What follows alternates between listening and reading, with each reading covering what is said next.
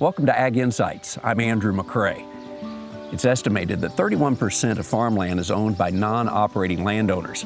That means that those owners have many important discussions when it comes to operating a farm and passing the land on from one generation to the next. Joining me is Steve Hamilton and Trent Upaw, and you guys have been on the family farm now for quite a while. Trent, you married into this family farm, but farming was not in your background, I understand. No, it was not.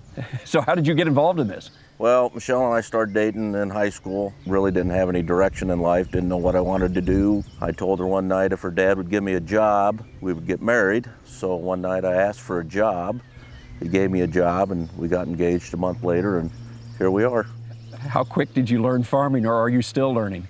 Oh yeah, it's every day you learn something new, but caught on fairly quickly. I had a really good teacher with Steve's dad and Michelle's dad, and yeah, he had the patience to bring me aboard and kind of put up with me.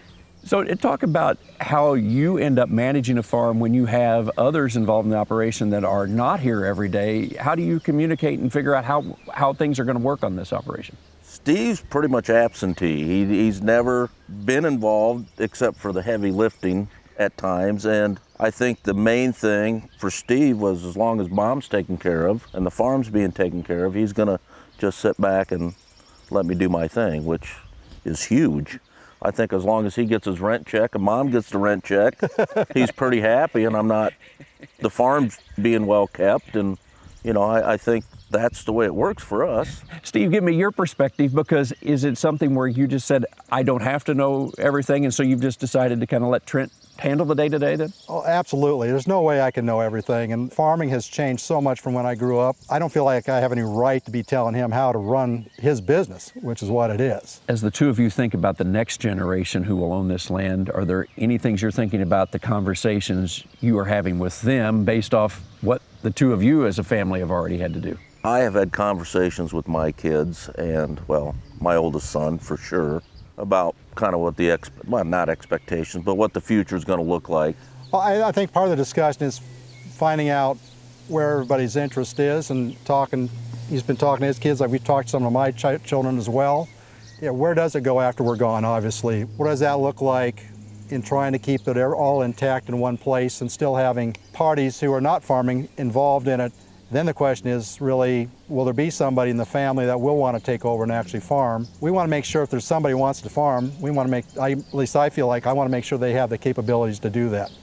I think when you've got somebody who's not family, then you have to get a little more detailed with probably your lease arrangements and agreements, and making sure that you cover yourself in case something goes sideways in that business relationship, so that you're protected legally. Any other advice that the two of you would have of things to do or not to do as a brother-in-law relationship here? You know, I'm fortunate that they're a great family. They want a return on their investment, but they don't want the high-end return. You know, the key to success to this is Steve's not greedy, and so that takes a lot of pressure off of me. So we can keep farming, and you can still have a farm, and we can do this. Well, maybe both of you are getting to do what you love, it sounds like. I don't know if I love it. We have a very good life here, so yes, we are enjoying ourselves. Steve and Trent, thank you for the insights you've given us today. And thank you for joining us as well. You can find out more by going to aginsightcenter.com.